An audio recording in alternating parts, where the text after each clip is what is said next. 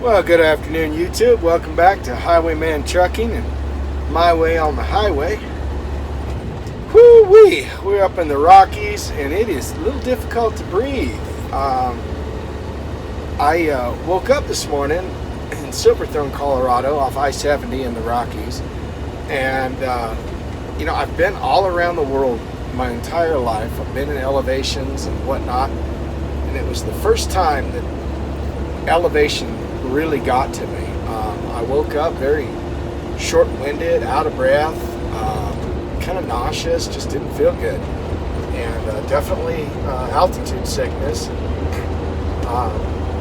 We left Silverthorne and went about 23 miles away up into the Rockies to Parshall, Colorado, to a huge mining outfit. It's at about 13,000 feet in the air, and we loaded some old scrap stamping plates that are going back towards Chandler, Arizona, which is about 10-15 miles away from home. So it's a good load. We're a little heavy. I think it's about 44,000 pounds on the deck. I'll show you some pictures in this video of what it looks like. They put a little sideboard kit up all around my bottom deck and got us loaded. Took a couple hours up there, but it was so peaceful and nice, just serene, clean. First time really off up into the Rockies. I mean, I've been through I-70 before, of course, and I've been all over Colorado, but this was my first time really going through the Rockies in their entirety. I came up from New Mexico off of US 285 up to Colorado 17, I believe Colorado 91, and then we jumped on the 70 and went east a little bit and spent the night. But just a beautiful drive yesterday and today. It's just something different being this high up in the altitude. The only thing I think I can compare it to these kind of mountains and this altitude would be the Alps in Switzerland. There's just not much else like it around. We definitely have a lot of mountain ranges in our country, but it's just a little different. So pretty drive. But altitude sickness was one of my main topics because it's real. It's never happened to me before. I've never noticed being short-winded in the altitude or nauseous or anything like that. And this was the first time. I don't know whether I'm that out of shape or I'm getting older. Probably a combination of the two. But it's one of those things where when you feel altitude sickness, you really want to stay hydrated. Just kind of take it slow and easy. It'll definitely put you on your butt. I can tell you I felt a little dizzy at times up on the mountain up there. And the workers at this particular mine actually have to have their blood drawn and tested once a month to make sure that that their oxygen levels are all correct and not in danger from working in these high altitudes so regularly. So I didn't feel bad. At least there is something to it all. It's not just me being a weenie. But the guys that loaded me were an outfit out of Chandler, Arizona, and they have this contract, and they've been doing these mines up here for, I think the guy said 15 years.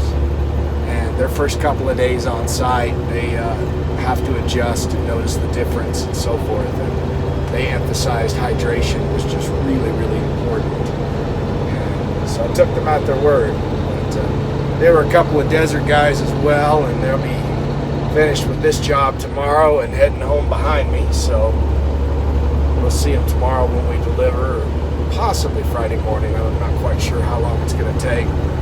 This next portion of the drive is one of my most favorite drives in the country.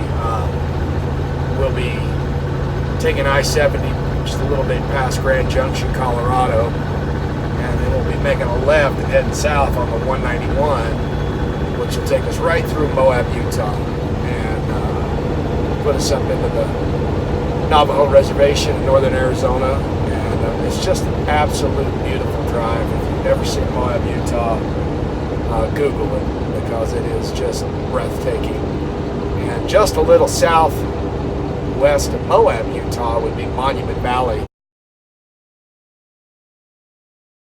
Utah, which sits right on the border of Arizona and Utah. And that's another picturesque drive. It really is something. Those of you that have watched the most current Lone Ranger movie that came out a few years ago, that was shot in Monument Valley, Utah. A lot of the old John Wayne Western movies and other Westerns were shot in Monument Valley, Utah. And it's just one of the most beautiful places on earth. I don't advise necessarily going through it in the summertime, but it's certainly pretty in the winter and the spring and the fall. It's like this drive here. If you can see, I'll put some dash camera footage up, but it's not going to do it justice. Like, for example, there's a beautiful roaring river to the right of me over here in this tree line, and just the rapids. I mean, it's just gorgeous. Still got some snow. I know last night when we stopped, it was down to about 37 degrees, and we're here in the about a week and a half in June, and still snow and everything else, so it's real pretty. I think a lot of these homes up here are second homes. They're definitely multi-million-dollar homes. We're real close to Breckenridge, Colorado, the big ski resort area, not too far from Aspen. Just beautiful country, beautiful country. We'll see what my dash camera captures for you, and we can throw some of it up there. But anyhow, we get on down the road a little bit. I'd like to get over to Love's in Grand Junction, take a little break, a shower, get something to eat, and then we'll probably chat with you there a bit.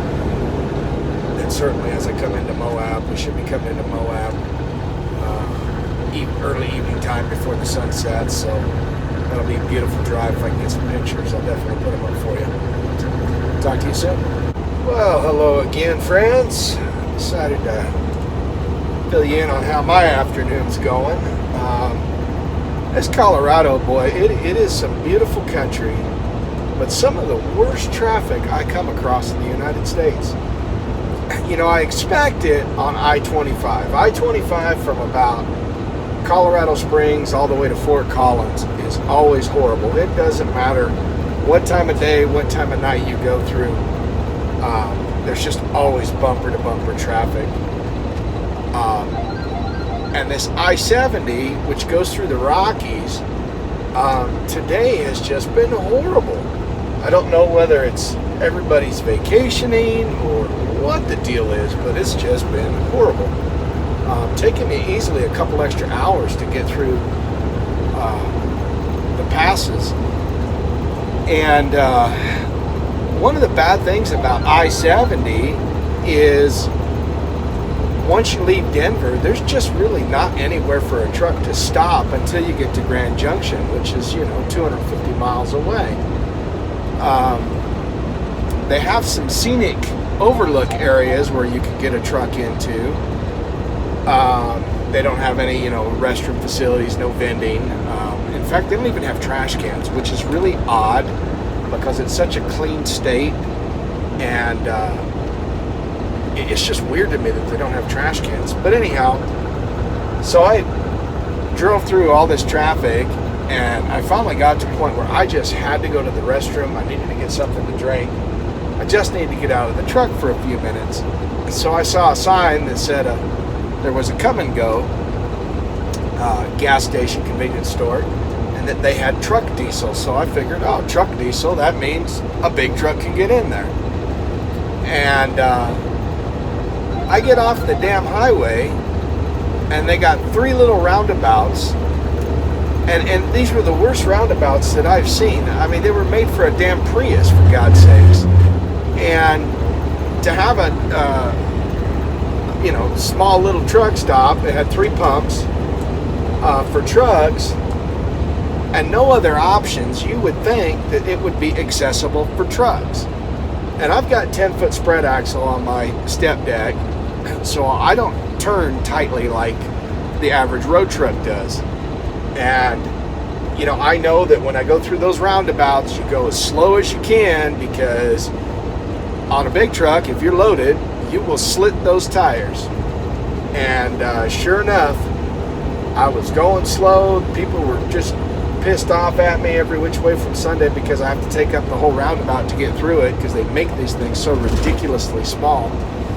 But be damned if I didn't cut my newest tire on my trailer, and it's got a good chunk out of it.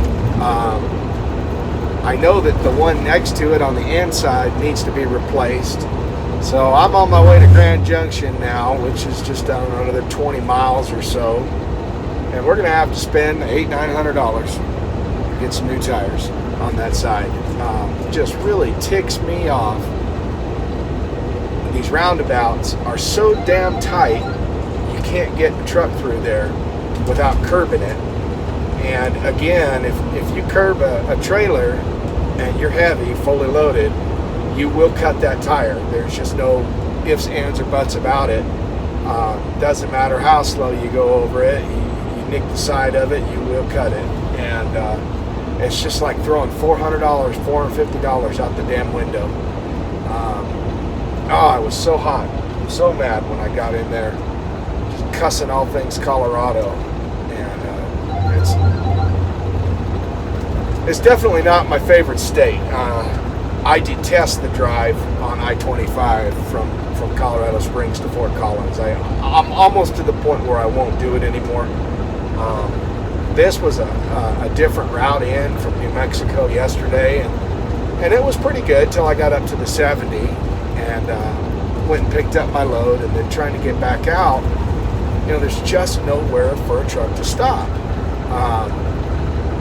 And a lot of people don't think about that, but you're in your car and you're driving down the road, you got to go to the bathroom, you just pull over into a gas station or McDonald's or whatever and go to the restroom.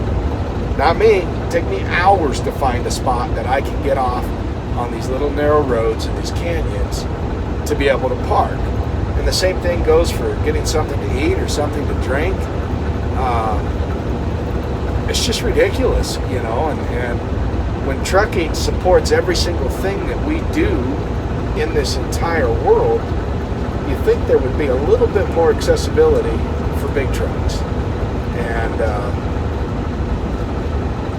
just frustrated right now. Frustrated, pissed off, the whole 9 yards. And on top of it, now I got to go spend, like I said, $850 or whatever it's going to be for 2 tires. What really sucks is that one was my newest tire on that trailer on the outside, and it's shot. It's got a gash deep. I'm surprised it's holding air right now. Frustrating, very, very frustrating. Truckers, you know what I'm going through. Everybody else, I'm just ranting. Anyhow, so we're going to get up here to Grand Junction. I just called to see how busy they were. They said not too busy. It's not a really big Love's. There's about 3 little truck stops there in Grand Junction, and they're all the major ones, Pilot Flying J. There's what do they call, Petro Express. And they're all just, they're fairly small truck stops, to be honest with you. And I know that they usually fill up fast, and that kind of sucks for a day like today. I've only got about 3.5 hours maybe left on my clock for my 14 hours. Being this late, I need to go and get into the tire shop, which means I won't be able to get parked. Parking spaces will probably be full, so I'll wait the hour, 2, 3 hours to get my tire changed, and then I won't be able to park, which means I won't be able to take a shower. I need to get fuel. That'll be easy enough, but taking a shower can sometimes be a pain in the butt. People don't understand. Take that stuff for granted. And I showered yesterday morning. Granted, I haven't really done anything but sit in the truck, but nobody likes to be dirty. You like to get cleaned up and whatnot. I most likely will not get that chance tonight. We'll see. But and then I'm going to have to pretty much go find a place on the side of the road to shut down at, because I know those truck stops will be filled by the time I get in there. It's probably about 6 o'clock in the evening right now, 6:20-ish. So they start filling up for the night. And yeah, went from a beautiful day to a crappy day. Just that quick. And that's trucking. Sometimes it gets real old real quick. And you try not to be negative and be positive. And the road can really take it out of you. I mean, it really can. You go from seeing some of the most beautiful, serene country in the world to just wanting to pull your hair out in a matter of minutes. It's an expensive business, that's for sure. Anyhow, so we'll check back in with you when we get up here to Grand Junction and get into the tire shop. And fingers crossed, we're going to get a shower at least before we go find someplace on the road to shut down. Thing that stinks too is I'm not tired. I'm perfectly fine. I could drive another 8 hours easily. But I don't have that option under this new electronic logs. The government's going to tell me when I'm tired, when I'm not tired. That's another frustrating thing. It's like yesterday. I drove about, let's call it 5-6 hours. I was exhausted. And I'm like, you know what? I'm going to pull over and just take a nap. And I pulled over and I set my alarm, or I didn't set my alarm rather, and I figured I'll take a 30-minute hour nap. I was asleep for almost 4 hours. But you know what? I woke up, I was refreshed, ready to roll, and of course I only had 2.5 hours of drive time remaining. So even though I had that 4-hour nap and probably could have driven another 8-9 hours, I was only allowed to drive 2 because of the federal government. So they tell us when we have to take a break and not, and then there's old timers that are used to driving a few hours and then taking a nap and go on about their day, and they're perfectly fine. They've been doing that for 40-50 years. But now, if you're on a time crunch, you almost can't take a nap because you've got to drive X number of hours within X number of hours. And so guys that would normally pull over and take a nap are forced to drive the duration of their shift straight because they've only got X number of hours. And that really is ridiculous because the government doesn't know when I'm tired. There's days when I am fine. I know that I can drive 15 to 20 hours and be A-okay. Then there's days when 3 hours I need a nap. It's just how it is. Your body changes and elevations, climates, how much work you do outside of the truck, and it's a damn shame what it's come to with all this government regulation. And I understand to a point some of it. You got to have 10 hours break between your shifts. Okay, that's reasonable. I get that. But a 34-hour reset is absolutely ridiculous. I leave home, and whether I'm gone a week, 2 weeks, 3 weeks, 5 weeks, I'm out working, and I want to get home to my family. I do not want to sit at a damn truck stop for 34 hours straight. It's ridiculous. And what always happens, and I talk to many, many drivers that feel the same way, is your first night or day, whenever you stop, you'll shut down, you get a couple of hours of TV in, shower, you get your laundry done, you're relaxed, you stay up late, and you'll sleep for 10, 11 hours. And you're fully recharged and ready to go, but guess what? You can't go for another 12 hours, 16 hours, whatever it winds up being. And so what happens is that second night, rather than be able to go to work refreshed, you've got to wait those hours in the truck. And so because you slept so well and are so well rested from the night before, you're up. So when it's time to go to bed, you can't go to bed, you can't sleep. And almost everybody on the 34-hour reset winds up only getting a couple of hours of sleep, and they start that first day of the week miserable because they were forced to take more time than they needed. And, you know, people think that, you know, we're out here, we're seeing the country and it's beautiful. You'd be surprised at the amount of places that we cannot go as a truck driver. To give you an example, I've been by Mount Rushmore outside of Rapid City, South Dakota, numerous times. It's only about 1.25 miles off the highway there. However, you can't take a big truck down the road that leads up to it. And there's nowhere to park in that immediate area. So I've literally been by Mount Rushmore dozens of times, and I've never seen it. And that's pretty typical for truckers. I mean, most of these national parks, they don't allow us in there. You know, guys that maybe are into the outdoors and whatnot, they can, you know, be at one of the biggest, best, most beautiful national parks in the country and have 34 hours to reset, and there's nowhere for us to park. We can't go in there. Commercial vehicle, blah, blah, blah, blah, blah.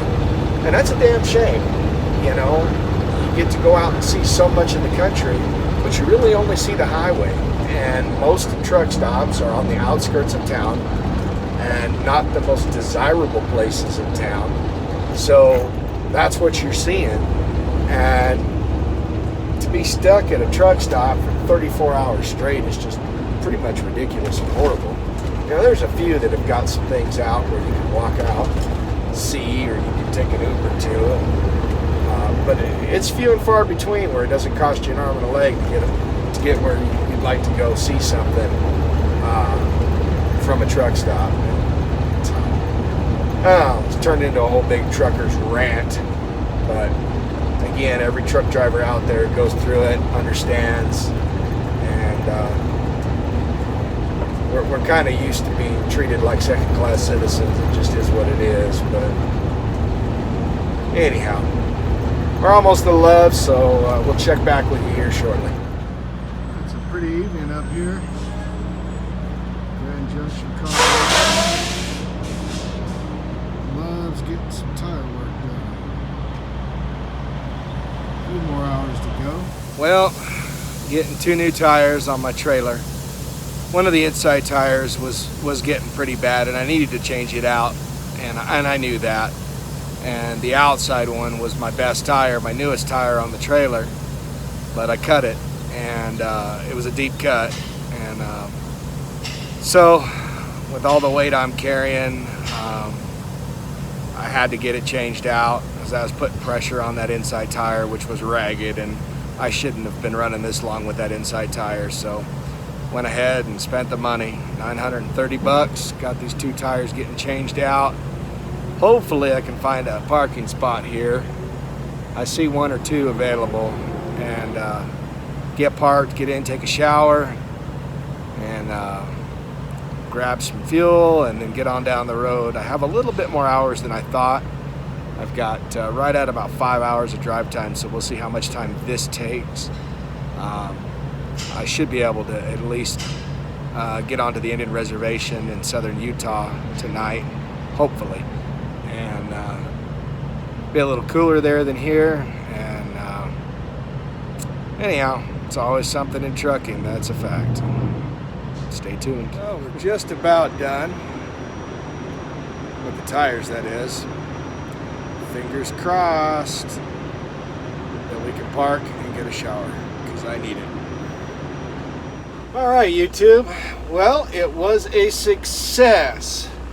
We got our tires changed. The most painful thing about that was the price, but we got it done. Hopped over and got fuel real quick, and we're able to find a place to park so that I can get my much needed shower. Yay! Showered, got something to eat from Carl's Jr.'s to take with me, And we're going to try to make the most out of the next 3 hours that I think I got 3 hours left. And see what we can do, how far we can get. About 9 hours straight up from home and or delivery. So we're going to see that 3 hours, we should be able to 6 hours tomorrow.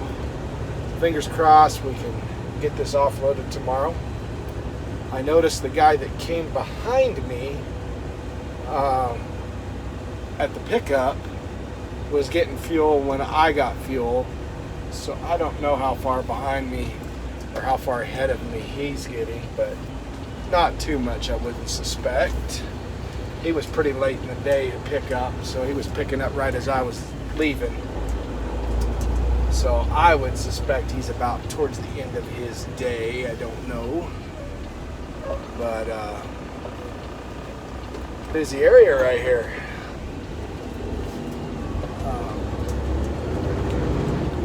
We have some good friends that live here in Grand Junction.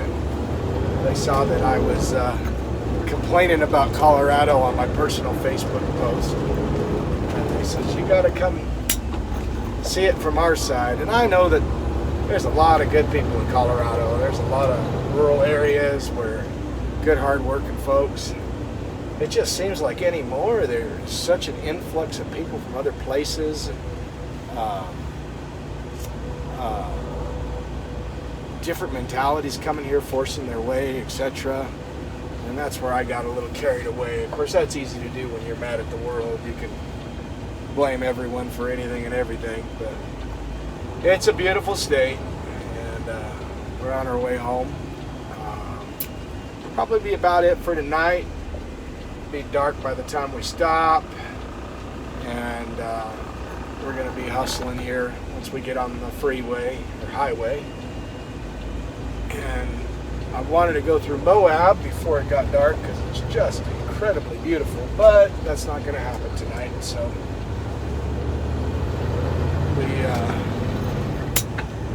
we'll have to see that another time. I do know that my wife, Obsessive Prepper AZ, is wanting to go out for a few weeks.